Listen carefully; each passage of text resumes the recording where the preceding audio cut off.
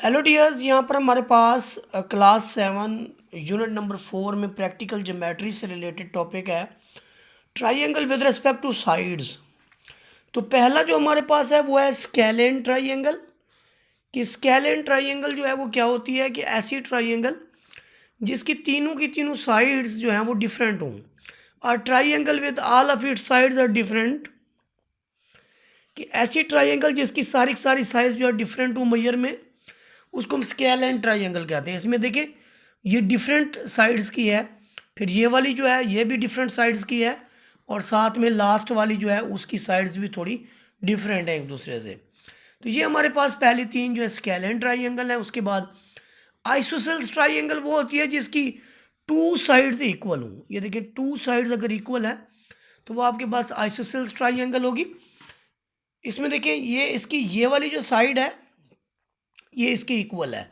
Similarly next पे देखें, ये दिखने में अजीब लग रही है, ये इसके इक्वल है। और लास्ट वन देखें, ये साइड इसके इक्वल है। तो आप देखें जितनी भी ट्राइंगल का मैंने बताया है उसमें क्या हुआ है कि कोई सी दो साइड जो हैं वो आपस में सेम है। फिर आ जाएं जी आप नेक्स्ट जो हमारे पास है इक्विलैटरल ट्राइंगल। एक ऐसी ट्राइंगल जिसकी ऑल साइड्स आर इक्वल, जिसकी तमाम की तमाम साइड जो है वो इक्वल हो मेजर के अंदर, that is called equilateral triangle. तो देखें ये साइड और ये साइड इक्वल होती है। ऐसी ट्राइंगल के तमाम जो एंगल हैं वो 60 डिग्री के होते हैं। ये इंपॉर्टेंट एमसीक्यूज है यहाँ पर। सिर्फ इक्विलैटरल ट्राइंगल ऐसी ट्राइंगल होती है जिसकी तमाम के तमाम एंगल जो हैं वो 60 डिग्री के होते हैं। आप किसी भी मेजर का साइड बना लें ये 60 डिग्री का होगा। और दूसरी जो मेन बात है वो ये है कि किसी भी ट्राइंगल के इंटीरियर एंगल का जो सम है वो आपका 180 डिग्री के इक्वल होता है। ये वाली बात मैं बता रहा हूँ आपको। और इसी तरह से अब ये जो हमने काइंड्स बताई है ये आपके पास थी विद रिस्पेक्ट टू साइड। अब जो नेक्स्ट काइंड्स आ रही हैं वो आपके पास है triangle with respect two angles. तो एंगल्स के लिहाज से जो हमारे पास एक्यूट एंगल ट्राइंगल है, a triangle is called acute angle triangle if all angles are less than 90 degree. अगर किसी भी ट्राइंगल के तमाम एंगल आपके पास लेस देन 90 डिग्री हैं तो वो आपके पास होगी एक्यूट एंगल ट्राइंगल। तो यहाँ देख लेते हैं जी 55 डिग्री, 75, 50 डिग्री।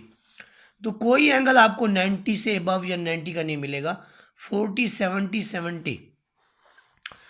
तो इस तरह से ये जो आपके पास है एक्यूट एंगल ट्राइंगल, वो कहते हैं कि एक्यूट एंगल ट्राइंगल जो है वो इक्विलैटरल भी हो सकती है या आइसोसेल्स भी हो सकती है, नो मैटर।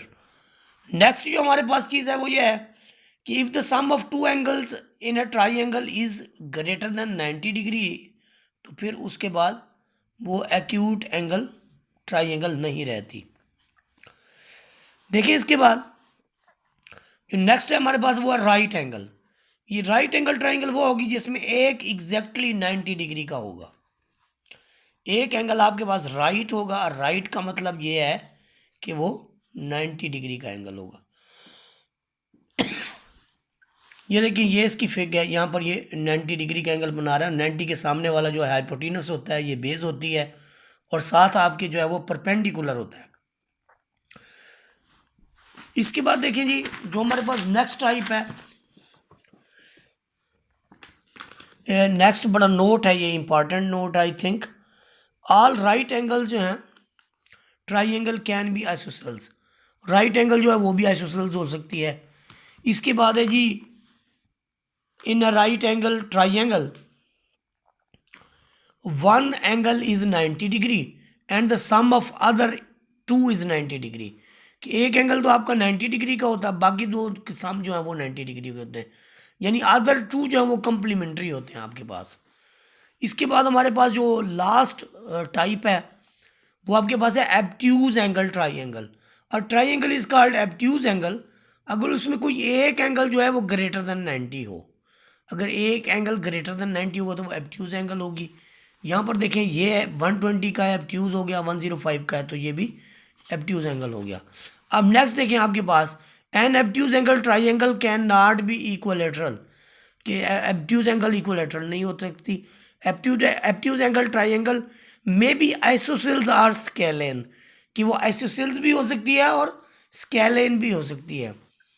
फिर वो कहता है कि सम ऑफ टू एंगल्स अगर लेस देन 90 है then the triangle will be obtuse, क्योंकि वो दो एंगल का सम लेस देन 90 है तो ऑटोमेटिकली जो थर्ड एंगल होगा वो 90 से ग्रेटर हो जाएगा।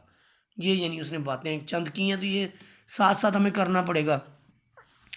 अब 4.1 को अगर हम चेक करें तो आपके पास वो कहता है कि इसका पहला question, identify the triangle with respect to the side. ये देखिए ये सारी की सारी साइड्स इक्वल है तो इक्वलेटरल ट्राइंगल है।